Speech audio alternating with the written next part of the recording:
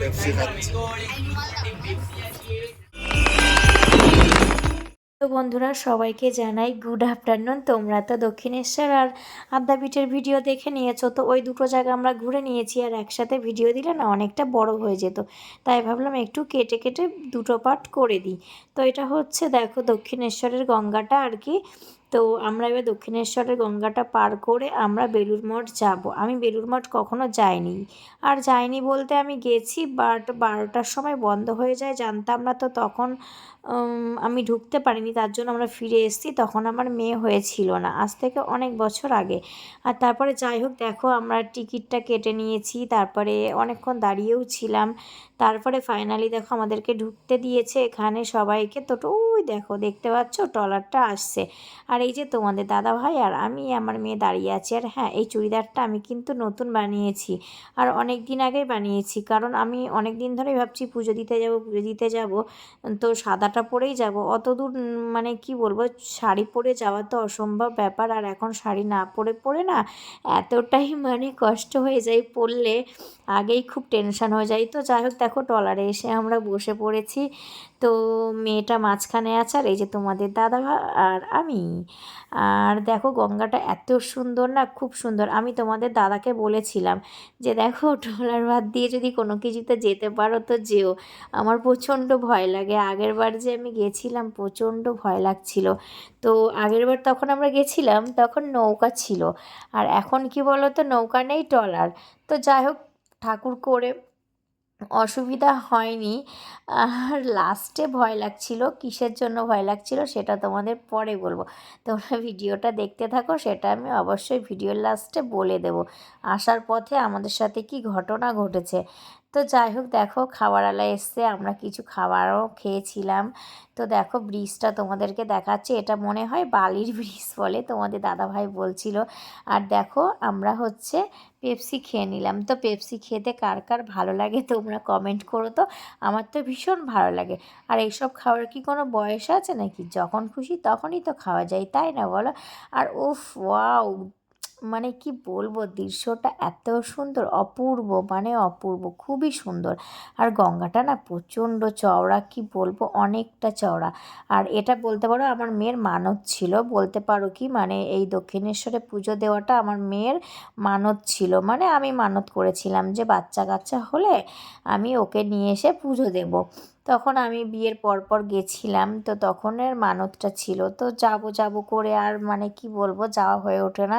আর আমরা যাব বললেই তো হয় না, মা যতক্ষণ না টানবে ততক্ষণ তো আমরা আর যেতে পারছি না, তা না। তো ফাইনালি মা টেনেছে দেখেই আমরা যেতে পারলাম। তো দেখো একবার বৃহস্পতিবারে উঠেছি 5টার সময়, উঠে কাজকর্ম সেরে সব কিছু করেছি, কিন্তু যেতে পারিনি, এত বৃষ্টি। আর আজ বৃহস্পতিবার, এক সপ্তাহ পর আবারও সেই বৃহস্পতিবার, তো আবারও কাজকর্ম করে এতটাই মেঘ করেছে, এতটাই বৃষ্টি হয়েছে, আমরা না যেতেই ভেবেছিলাম পারবো না। আমি তো শুয়ে পড়েছিলাম কাজকর্ম করে। তো শোয়ার পরে তারপরে আবার 9টায় উঠে তোমাদের দাদা বলছে চলো কৃষ্ণা চলে যায়। তো যাই হোক 9টার দিকে আমরা ঘুম থেকে উঠে 11টার দিকে বেরিয়ে পড়েছিলাম।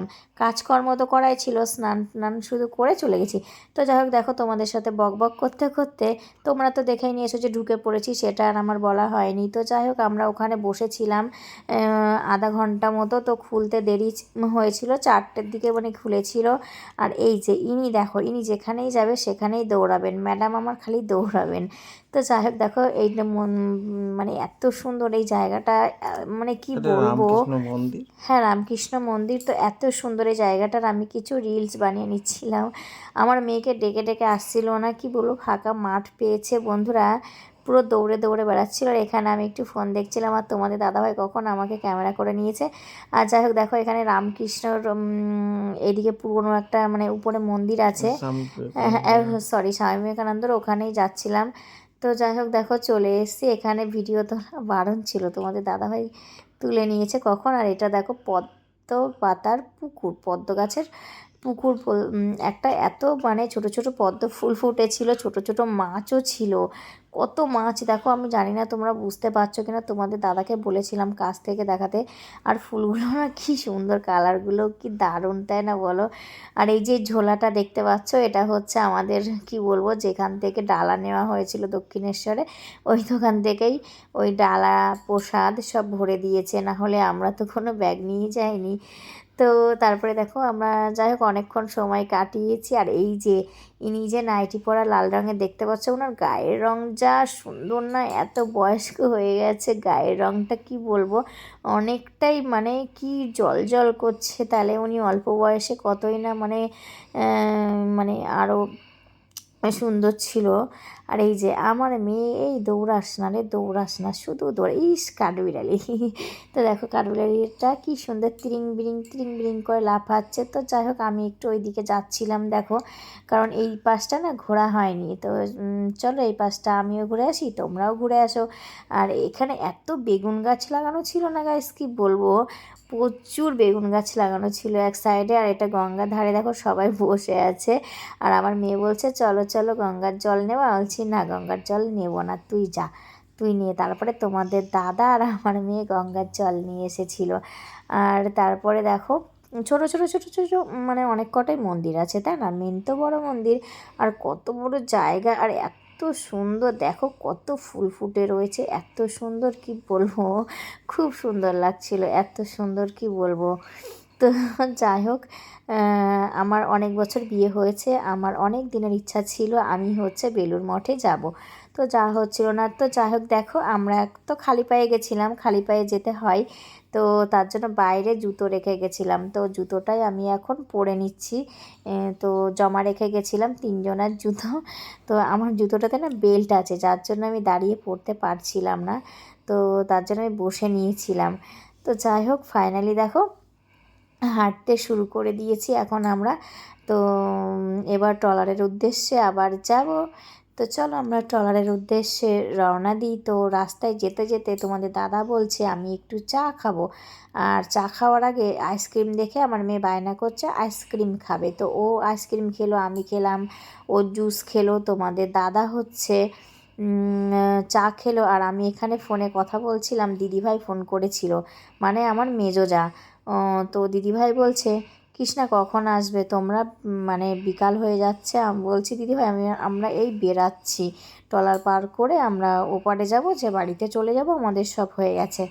তো তারপরে দেখো আমরা ট্রলারে চলে এসেছি, আর এখানে কি জানি কি বলছিলাম তোমাদের সঙ্গে আমি জানি না। আর এই যে আমরা দেখো ট্রলারে করে আবারও দক্ষিণেশ্বর এবার আসছি, মানে বাড়ির দিকে রওনা দেব।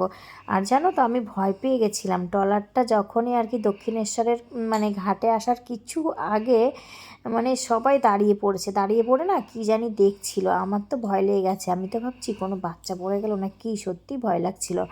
তারপরে শুনতে শুনতে শুনি অনেকেই বলছে সামনে নাকি কুমির এসেছিল, এবার সত্যি না মিথ্যা আমি জানি না, সত্যি অনেকেই বলছিল কুমিরকে দেখেছে। আমার তো শুনে প্রচুর ভয় লেগে গেছিলো, কি বলবো, মানে প্রচণ্ড ভয় লেগে গেছিলো যে কুমির, ওরে বাপরে বাপ। আর এখনকার দৃশ্য আমি জানি না, সব কিছু তো মোবাইলে সুন্দর আসে না, তো এত সুন্দর ছিল না।